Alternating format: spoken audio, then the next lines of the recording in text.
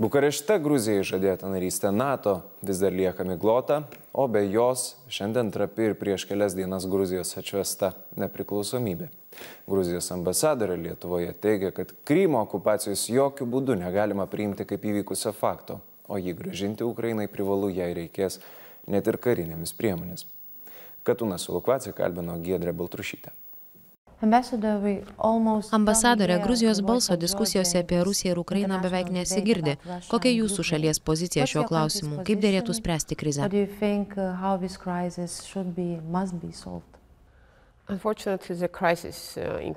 Kad ir kaip būtų gaila, Krymo krizė ir toliau sekė įvykiai Ukrainoje, tiksliai atkartoja 2008 įvykius Gruzijoje. Juos galima lyginti su Ukraina daugeliu aspektų. Kaip ir prieš 6 metus, Rusija Ukrainoje panaudojo daugybę karinių ir nekarinių priemonių. Įvertinę, kas dedasi paskutiniais mėnesiais ir tai, kas vyko Gruzijoje likus maždaug metams iki 2008, matysime, kad ir vienur ir kitur buvo pasitelkti vietoje dislokuoti kariuomenės būriai, palei sienas buvo vykdomos pratybos, telkiami kariai ir karinė technika. Kaip nekarinės priemonės paminėčiau naudojimąsi vietinių etninių grupių jausmais, rusiškų pasų dalyjimą, tvirtinimus, kad intervencija būtina apginti vietos rusų interesus. Deja, tas pats vyko ir Gruzijoje. Krymo pusiasalio aneksija yra neteisėta ir pažeidžia tarptautinę teisę. Jungtinių tautų, Europos saugumo ir bendradarbiavimo organizacijos, Helsinkio sutartis bei daugybė kitų susitarimų. Tarptautinė bendrija neturi vertinti Krymo aneksijos kaip jau įvykusio fakto, o privalo toliau reikalauti jo grąžinimo. Tam turi būti pasitelktos visos įmanomos priemonės – diplomatinės, humanitarinės, ekonominės, o jei to nepakaks, gal net ir karinės. Gruzijos pozicija šiuo klausimu tokia pat kaip ir viso civilizuoto pasaulio. Mūsų valdžia užmezgė ryšius ir bendradarbiauja su naująja Ukrainos vyriausybė, ją palaiko. Mūsų parlamentas ir vyriausybė deklaravo smerkiantys Krymo aneksiją. Ką tik minėjome Gruzijos nepriklausomybės dieną. Sakykite, ar dabartinėmis aplinkybėmis Gruzijos žmonės jaučiasi saugus?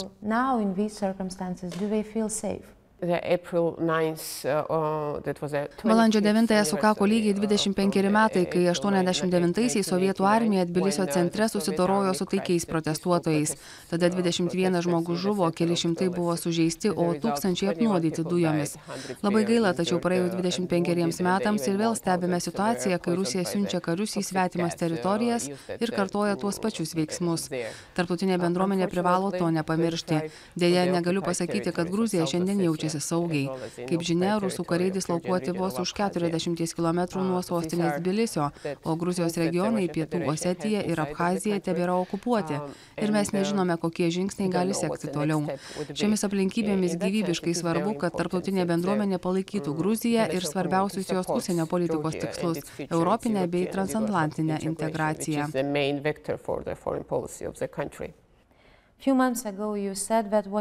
Prieš kelis mėnesius sakėte, kad Ukrainoje matome destruktyvius Rusijos bandymus neleisti rytų Europos šalims įsilieti į europinę erdvę.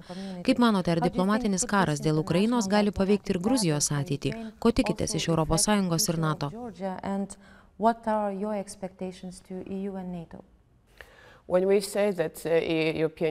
Kai sakome, kad ES ir visa tarptautinė bendruomenė turėtų skirti daugiau dėmesio mūsų regionui ir tam, kas jame vyksta, turime omenyje Ukrainą, Gruziją ir Baltijos valstybės, kurių istorija skaudžiai pažymėta sovietinės aneksijos. Mes žinome, ką reiškia būti imperialistų valdžioje. Deja, Rusija dėl savo imperialistinių ambicijų negali susitaikyti su realybe, kad reikia sugyventi su suvereniomis kaimininėmis valstybėmis ir gerbti jų sienas, o ne laikytis imperialistinės praeities. O Gruzijos ateitis priklauso tik nuo Europos. Ta Gruzijos žmonės pademonstravo referendume ir apklausoje. Daugiau kaip 80% gruzinų pritarė europiniai ir transatlantiniai šalies integracijai. Taigi turime tik du kelius – į ES ir į NATO. Tarptautinė bendruomenė turėtų pademonstruoti aiškią paramą šiems Gruzijos ir kitų rytų partnerystės šalių siekiams. Vilniaus viršūnių susitikimas lapkritį Gruzijai buvo istorinis įvykis, nes mūsų šalis, kaip ir Moldova, parafavo asociacijos sutartį su ES, o birželį tikime šią sutartį pasirašyti. Tai rodo mūsų ryžtą ir tai tik pradžia, nes ir Gruzija, ir ES dar turi pradėti įgyvendinti šį susitarimą ir tam mums reikės pagalbos. Jos visada sulaukėme iš Lietuvos, kuri yra viena iš pagrindinių mūsų siekių rėmėja. Už tai Lietuvos žmonėms ir valdžiai nuoširdžiai dėkoju. Integracija į NATO yra kitas labai svarbus Gruzijos reikalas. Laukiame NATO viršūnių susitikimo rugsėjį ir tikimės labai aiškaus palaikymo. Noriu priminti žiūrovams, kad NATO viršūnių susitikime Bukarešte 2008-aisiais Gruzijai ir Ukrainai buvo pažadėta narystė NATO. Tačiau formuluotė buvo abstrakti ir praėjus vos keliems mėnesiams po to Rusija įsiveržė ir okupavo dalį Gruzijos teritorijos. Tikimės, kad šios klaidos aljansas nekartos ir savo valią pareikš aiškiau, nes Gruzijai ir kitoms narystės aljanse laukiančioms šalims šis klausimas dabar gyvybiškai svarbus. Tai padėtų mums užtikrinti regiono stabilumą ir apsaugą nuo galimos Rusijos agresijos ir invazijos ateityje.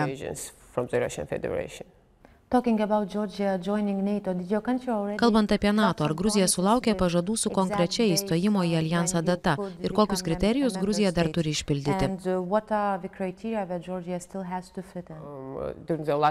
Per pastaruosius keletą metų Gruzija aktyviai bendradarbiavo su NATO, yra sukurta aktyvi Gruzijos ir NATO komisija.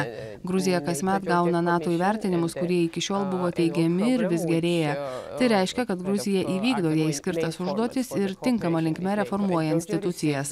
Turiuomenyje ne tik karinės struktūras ir jų integravimo į aljanso užduotis, bet ir demokratinės institucijas, nes NATO yra ne tik karinė sąjunga, bet ir demokratinių šalių klubas. Taigi vykdome įsipareigojimus ir jau 20 metų bendradarbiaujame su NATO. Gruzija tapo aljanso partnerė 94-aisiais. Atsižvelgus į tai, dabar būtų pats laikas aiškiau apibrėžti kryptį ir laiką, kada ir kaip Gruzija taps NATO nare, nes tai, pasikartosiu, yra aiškiai deklaruotas Gruzijos valdžios ir žmonių prioritetas. Užsiminėte apie provokuojančius Rusijos bandymus toliau stumti Gruzijos sienas. Ar jūsų šalis patiria ir kitokias Rusijos provokacijas bei spaudimą?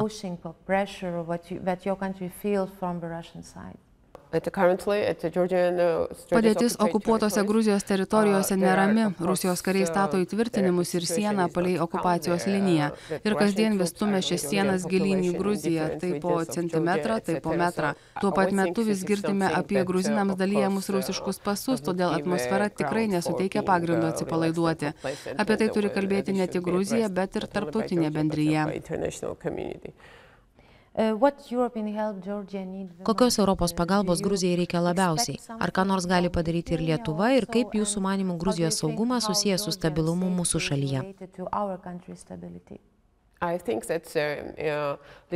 Manau, kad Lietuvos vaidmuo tarptautinėje arenoje yra pagirtinas. Jūsų šalis labai aktyvi. Nors jūsų pirmininkavimas ES baigėsi, dideli Lietuvos darbai tęsiami. Vos prieš porą dienų Seime buvo surengta ES šalių parlamentų pirmininkų konferencija. Šiame aukščiausių politinių lygių vykusiame renginyje dalyvavo ir Rytų partnerystės programos šalys. Noriu dar kartą padėkoti Lietuvai už šioje konferencijoje pademonstruotą paramą. Mūsų delegacijai atstovavo parlamento pirmininkas Davidas Usupašvilis, o darbotvarkė Rytų partnerystės klausimų buvo įspūdinga. Per teletiltą girdėjome net ir atvykti negalėjusio laikinojo Ukrainos prezidento Turčinovo pasisakymą. Didelė dalis konferencijos išvadų buvo skirta Rytų partnerystiai. Parlamentų pirmininkai pabrėžė palaikantys Gruzijos ir kitų Rytų partnerystės šalių europinę perspektyvą, o tai išties svarbu. Manau, kad Lietuva yra svarbiausia Gruzijos partnerė, pritaranti bendrai europiniai mūsų ateičiai. Būtent to mes ir tikimės. Norime kartu su jumis priklausyti Europai, kuri būtų laisva suverenių valstybių sąjunga. Deja, jau galėjome įsitikinti, kad Rusija šią ateitį gali sutrypti, todėl Lietuva, Gruzija ir ES šalys turi veikti kartu. Tik taip įmanoma pasiekti, kad krizė Ukrainoje nebegilėtų, o Rusija atsitrauktų iš aneksuoto Krymo ir gerbtų suverenės valstybės. Dėkoju už pokalbį.